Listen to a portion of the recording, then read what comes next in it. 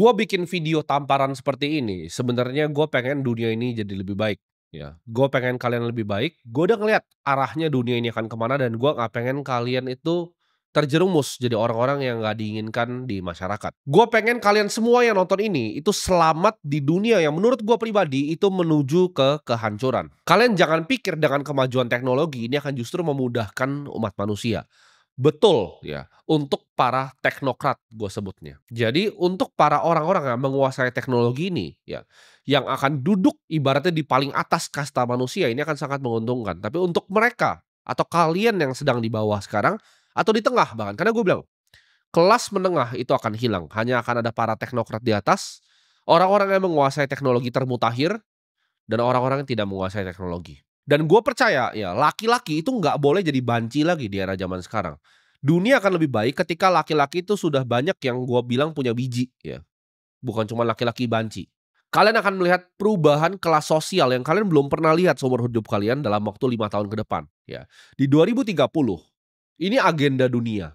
Ya, agenda dunia itu akan bikin kalian itu nggak punya apapun dan kalian akan bahagia. Dan menurut gua, ini menurut analisa gua udah bilang kelas menengah akan hilang, betul kejadian. Dan di sini gua akan bilang, ada kelas sosial baru. Gue sebutnya demografi hantu. Mereka ini demografi yang gue sebutnya kasat mata ke masyarakat-masyarakat yang lain. Ini adalah segmen manusia-manusia yang tidak dibutuhkan di dunia. Jadi bukan miskin lagi gue sebutnya demografi hantu. Karena zaman sekarang orang miskin itu bisa jadi supir angkot. Orang miskin itu bisa jadi pemulung, bisa mengutin sampah. Nanti ke depan yang mengutin sampah itu adalah robot. Yang nyetirin kalian mobilnya akan setir dirinya sendiri. Jadi untuk orang-orang yang melakukan pekerjaan-pekerjaan clerical seperti itu, pekerjaan-pekerjaan logistik, pekerjaan-pekerjaan transportasi, nyetir bus, itu akan jadi demografi hantu, yaitu skill setnya sudah tidak lagi dibutuhkan oleh masyarakat. Akuntan di era sekarang ya kalian bilang, "Oh, apa saudara saya akuntan, hidupnya lumayan, gajinya UMR lebih sedikit, bisa beli motor sama bisa nyicil rumah." Itu tidak akan ada lagi ya. Akuntan tuh akan jadi pekerjaan sampah gue sebut di sini. Karena itu gampang sekali diotomasi dengan AI. Tidak ada hal spesial yang dilakukan oleh sebuah akuntan atau seorang akuntan. Jadi ke depannya ya saudara lu yang akuntan itu nggak akan punya pekerjaan lagi. Apalagi kalau saudara lu itu supir angkot, itu nggak bakal ada kerjaan lagi. Atau lu sendiri di sini ya, ojol gitu. Kalau lu pikir, "Oh ini gua akan tetap nganterin," enggak, makanan tuh akan diantar pakai drone nanti ke depannya. Ya, ini gua udah pertama visualisasi di sini. Ya orang-orang kan tinggal di apartemen, ya ketika makanan mau diantar, dia pesan dari luar, itu akan diantar pakai drone, langsung landing di apartemennya. Kalian pikir, "Wah itu Timothy kebanyakan ngayal nonton film." Enggak, nanti lihat aja. Kalian lihat seberapa cepat teknologi ini akan berkembang.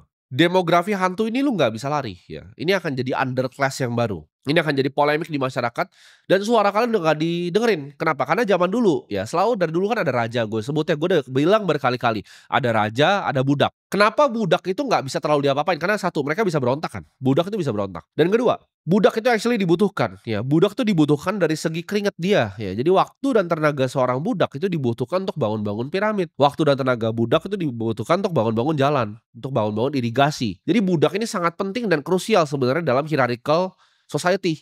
Ya, dalam hierarki society itu penting budak itu ada. Tapi yang gue bilang ini demografi hantu atau underclass yang baru ini tidak dibutuhkan. Nah, hati-hati kalian. Karena budak-budak seperti kalian dulunya dibutuhkan entry data ya kan, coding-coding basic, akuntansi dasar. Itu budak tuh sama budak kayak dicambuk. Kasih UMR, kasih UMR. Sama. Kalian nggak akan ada kerjaannya lagi, ya.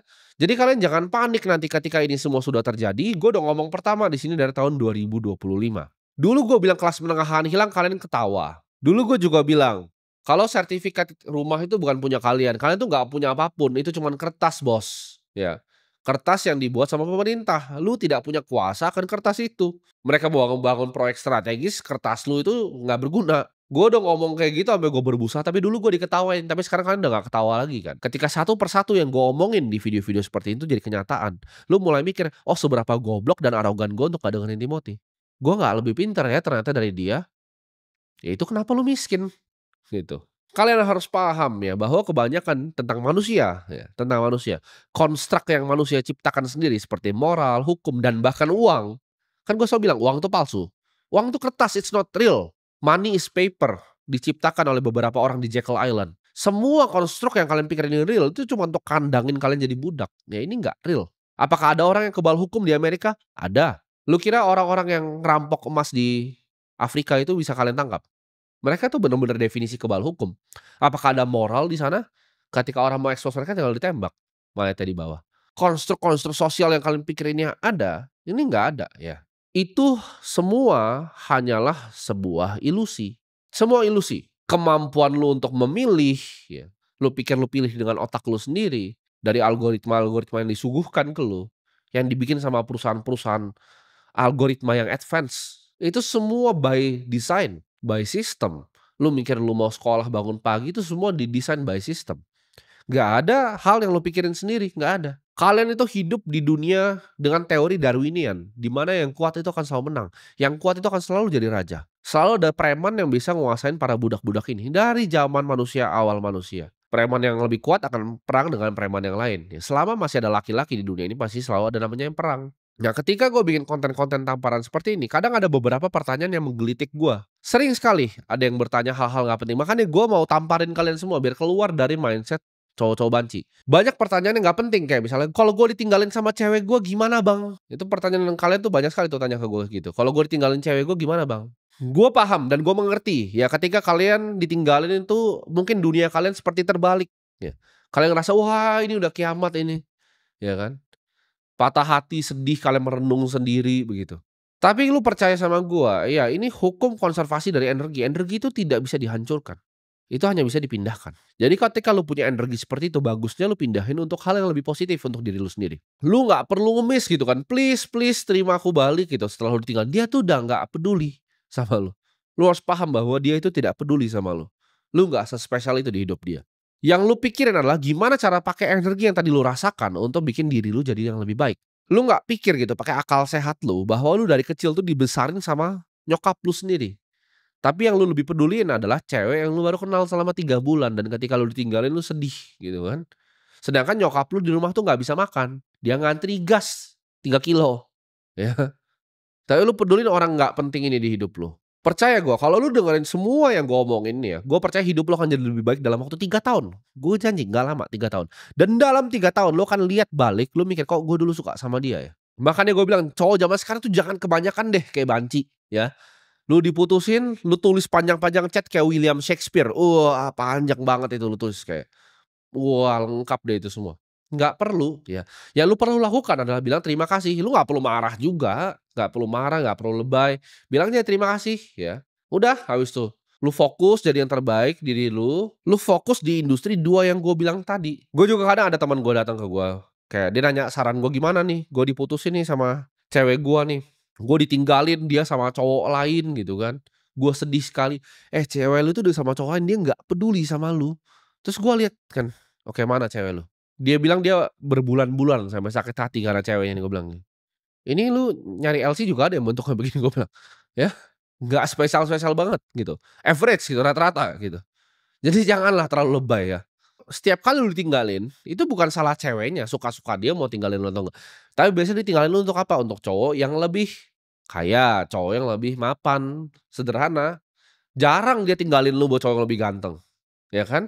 Pasti cowoknya lebih kaya dan lebih mapan, karena cewek juga nggak bego, gitu. Nah, gimana caranya lu biar nggak diselingkuhin? Ya tiap hari lu naiknya Brio, coba lu naik J-Class. Kebalik tuh dinamikanya, dia yang nggak mau ninggalin lu. Tapi kan lu naiknya Brio, ya gimana nggak ditinggalin gitu. Orang naik seri 3 lu ditinggalin yang naik Brio, kan? Hidup itu begitu, ini hidup makanya dunia ini Darwinian banget gue bilang, ini hutan rimba. Jangan merasa, "Oh nggak adil, tapi standar cewek terlalu tinggi." Kamu yang miskin, Nak. Cewek itu ninggalin lu, itu pasti salah lu, ya. Pasti ada hal yang lu lakukan yang lu tuh tidak kompeten dalam diri lu. Jadi stop salahin orang lain, pikir diri sendiri, "Salah saya di mana? Apakah saya kurang kaya? Apakah saya kurang kompeten sebagai laki-laki? Apakah saya tidak bisa mencukupi dia?" Ya lu cuma bisa ngajak liburan ke puncak macet-macet begitu, cewek lu maunya ke Paris, ya dia tinggalin sama cowok bisa bawa dia ke Paris, selesai kan. Lu nggak perlu ngerasa pengen balas dendam, lu nggak perlu ngapa-ngapain, lu fokus dalam 10, 15 tahun mungkin cewek yang lu tadinya sayang banget, yang lu bilang cinta hidup lu itu jadi janda anak satu dalam 10 tahun. Sedangkan lu, kalau lu dengerin apa yang gua ngomongin, ya mungkin lu lagi di kapal sama gua di Ibiza nanti, lagi santai-santai di sana, happy. Cowok itu cuman satu ya hidupnya, kesuksesan yang dilihat, kompetensi, kesuksesan. Kalau lu nggak punya 2 itu ya jadi sampah aja di pinggir jalan, gua bilang. Lu bisa bakal jadi demografi hantu yang gua bilang tadi. Jadi lu pikir baik-baik, kalau lu mikirin orang lain ya, lu pikir ibu lu rela nggak ngantri gas LPG 3 kilo, sampai ada yang meninggal seperti itu. Coba bayangin itu ibu lu. Mungkin lu sekarang ngerasa nggak, "Oh bukan nih, gua nggak seperti itu." Nanti ya, ibu lu tuh akan ngantri makan kecoa, bukan gas doang ngantrinya, buat makan kecoa aja nanti ngantri. Itu gue bilang, ini akan pertama dalam sejarah manusia bahwa waktu dan tenaga tenaga manusia itu udah nggak dibutuhin lagi. Jadi lu jangan main-main sama apa yang gue ngomong ini. Gue kasih tahu budak tuh dibutuhin loh. Raja tuh takut loh kalau budaknya nggak mau kerja rame-rame. Tapi lu semua kalau nggak mau kerja rame-rame nanti, secara fisik udah bisa digantikan oleh robot. Buat apa ada lu lagi hidup gitu, mereka nggak akan mau lu hidup bahkan. Lu akan disingkirin jadi paling pinggirnya masyarakat. Lu nggak bakal punya tempat, lu nggak usah mikir bahkan lu bisa punya pasangan. Lu miskin itu karena 2 arogan dan bodoh. Coba lu lihat yang ngantri-ngantri seperti itu. Lu coba tanyain mereka tentang cara ngatur keuangan sederhana, mereka pasti nggak bisa jawab. Mereka bilang, "Tapi saya kan lapar, saya lapar." Gue juga lapar Bos dulu. Gue makan Indomie telurnya dibagi 2, Indomie satu telurnya dibagi 2. Gue juga pernah lapar, gitu. Nahan lapar, gue naik motor masih keliling hujan-hujan juga pernah. Gue tahu rasanya mikir, "Oh enak ya naik mobil." Tapi gue nggak diam di tempat kayak lu semua. Gue beraksi. Banyak sekali orang tuh cuma bisa nyalahin, "Oh kebijakan ini kebijakan." Kagak, lu aja Bos. Skill issue gue bilang, masalah skill. Lu nggak punya skill, nggak punya kompetensi, nggak punya otak dan goblok gitu. Makanya lu begitu, makanya lu lapar, anak lu lapar. Lu bayangin nggak bilang, "Anak saya lapar." Lu kerja Bos. Gue tampar kalau ada orang kayak begitu depan gue tampar beneran. Karena gue juga lapar dulu. Gue ketika ngeliat nyokap gue dulu, gue nggak bisa biayain dia masuk rumah sakit kelas 3 yang batuk-batuk semua orang. Gue mikir, gue nggak bisa tidur gitu loh. Lu anak lu, "Saya lapar," malah teriak ke orang gitu di kamera, "Saya lapar, saya lapar." Eh, lu laki-laki nggak berguna, bagus mati aja gitu. Lu kalau bisa bikin sampai anak lu sampai nggak bisa makan, lu nggak usah punya anak. Itu tindakan kriminal lu punya anak di saat kondisi lu kayak gitu. Lu cuman pengen ngewenya doang, nggak pengen tanggung jawab, ya kan gila gitu. Nanti orang yang lu salahkan ini akan berubah terus. Sekarang lu salahin pemerintah, oke. Next-nya lu akan salahin orang yang bikin teknologinya. Lu akan salahin orang yang bikin robotnya nanti. "Oh, gara-gara dia bikin robot, mari kita bunuh dia," gitu. Paling gitu. "Karena saya anaknya lapar, anak saya lapar." Gua itu bahkan di tahap gua sekarang ya, setiap hari yang gua lakukan adalah gua coba untuk jadi sedikit lebih baik dari gua sebelumnya. Setiap jam ya, mata gua terbuka, gua mikir tentang kerja. Gua mikir gimana caranya gua bisa lebih kompetitif lagi, gimana cara gua bisa berkompetisi lebih bagus lagi. Every fucking waking hour of my life, itu yang selalu gua pikirin day by day, hari demi hari, gimana caranya saya jadi lebih baik, gimana caranya satu yang gua kerjain itu jadi lebih baik. Lu mikir, "Oke, gua pengen, usaha ini, enggak, lu tuh buka satu aja tolol gitu. Lu harus punya yang namanya humility, lu harus humble akan diri lu sendiri, lu nggak bisa kerjain semua hal. Gua pun tahu gua tidak bisa kerjain semua hal, yang gua bisa kerjain itu cuman hanya investasi, dan yang gua kerjain hanya di sana, gitu. Dan lu dengan semua fasilitas yang ada sekarang, lu semua yang nonton ini, lu masih bisa nonton ini tuh fasilitas lu. Lu bisa buka YouTube, lu punya internet, lu punya handphone untuk lihat ini. Tapi lu lihat sekarang hidup lu bagaimana? Lu masa tega lihat orang tua lu nanti rumahnya digusur ya? Lu tega gitu, semua harta yang lu bikin tuh diambil sama inflasi dan lu nggak mau belajar. Gua kalau ada fasilitas seperti sekarang, itu gua punya rumah gua jual buat belajar Bos. Kenapa? Karena gua itu jatuh bangunnya itu jauh lebih mahal dibanding proses apa yang ada di kepala gua sekarang. Jadi kalau itu bisa gua bayar duluan, gagalnya gua bayar, gagalnya gua belajar sama orang lain. Lu harus percaya ya, kalau lu ya, lu bilang, anak saya lapar." Orang itu kalau nggak nyaman, lu coba tidur ya, lu tidur gua serakin paku nih, lu tidur di samping gua gini. Lu nyaman nggak tidur di situ? Lu nggak nyaman. Orang sederhana ya, lu tidur ya, tapi tangan lu salah aja lu pasti lu pengen pindahin kan tangan lu kan. Kalau sampai anak lu lapar, udah 5 tahun nih anak lu, "Sa, anak saya lapar." Itu lu nyaman, lu tuh kayak tidur di karton gitu loh. Manusia tuh tidak bisa loh tidur di paku begitu, karena nggak nyaman. Kalau lu nyaman di situ, karena lu memang mau di situ, ngerti nggak? Lu memang pengen hidup lu di situ. Lu kalau lihat nyokap lu yang masih ngantri gas, lu lihat bapak lu tuh kerja begitu dan lu susah cari kerja, lu berarti nyaman di situ. Lu cuman lanjut aja nonton, terus konten-konten nggak berguna gitu kan. Lu main game terus, lu nyaman Bos hidup kayak gitu. Gua di saat susah, saat gua makan aja itu Indomie telur bagi 2, itu yang gua pikirin apa setiap harinya? Gua nggak bisa tidur. Gua pikirin gimana cara gua bikin gimana cara gua ini, aksi aksi aksi, belajar belajar belajar, gua belajar terus, gua aksi terus, gua coba terus, gua nggak pernah nyerah kayak lu. Lu kalau hidup lu masih 3 tahun, 5 tahun masih begitu-begitu aja, ya lu berarti lu suka di situ, lu suka tidur di situ gitu loh. Lu jangan bohongin diri sendiri kalau, saya begini." Itu dia cuman teriak-teriak depan kamera, balik ke rumah juga ngerokok lagi di depan kayak orang tolol gitu. Gua kadang mikir kalau gua liat orang kayak begitu tuh, gua masuk ke dalam kepalanya apa sih yang dia pikirin gitu kan. Tapi saya susah, saya butuh bantuan, saya butuh subsidi. Semua orang juga susah, Bos. Semua orang juga laper. Semua karyawan gue di sini kerja mati-matian sampai malam. Tapi kan mereka punya kesempatan, gue nggak punya. Ya lu mati aja, nggak usah hidup gitu. Kebanyakan alasan. Ketika nyokap gue sakit, gue susah biayain, gue nggak bisa tidur. Ketika orang tua gue berantem cuman karena uang receh, gue mikir kenapa gue nggak bisa jadi kaya? Kenapa ada orang lain bisa kaya, kenapa gue nggak bisa? Kenapa dia bisa punya gedung itu? Kenapa gue nggak bisa punya gedung itu? Gitu. Lu jangan nonton ini, lu merasa semangat tapi cuman 1 jam gitu kan. Lu panas sejam terus kayak udah lu berhenti. Aksi, konsisten, terus menerus gitu. Jangan cuma sejam, 5 tahun setiap hari lu jangan stop kerja. Tiap hari Sabtu, Minggu kerja, Senin, Selasa ya. 7 hari seminggu lu kerja. 14 jam minimal sehari, gua yakin lu nggak bakal miskin, tapi kan lu nggak mau. Lu nyaman tidur di situ. Orang karton kok di lantai, ya wis ah gua tidur di gubuk gua. Lu happy dengan kondisi lu sekarang. Lu bayangin ya, ini secara visual nih di otak lu ya, itu ada garis finish di situ. Deadline itu 5 tahun, Bos. Lu 5 tahun lu nggak finish di situ, lu makan kecoa ibu lu. Gua nggak bercanda, 5 tahun deadline-nya. Ini AI ini akan eksponensial ya, akan cepet sekali perkembangannya dan lu akan digantiin. Ketika lu masuk demografi hantu gue bilang tadi ya, lu cuma akan menangis, tapi ketika waktu itu ya, ketika lu menangis, kalau sekarang buruh berteriak, bos-bos masih butuh mereka untuk pabriknya, masih dibego-begoin, "Oh iya ya kalian naik sebentar ya gajinya ya." Tapi next-nya, "Ah mati aja lu gua ganti robot." Nah itu lu mati di situ. Lu berteriak-berteriak ke media tuh udah nggak ada fungsinya lagi. Makanya gua ngomong ini ya, gua bukan merendahkan lu, gua sayang sama lu.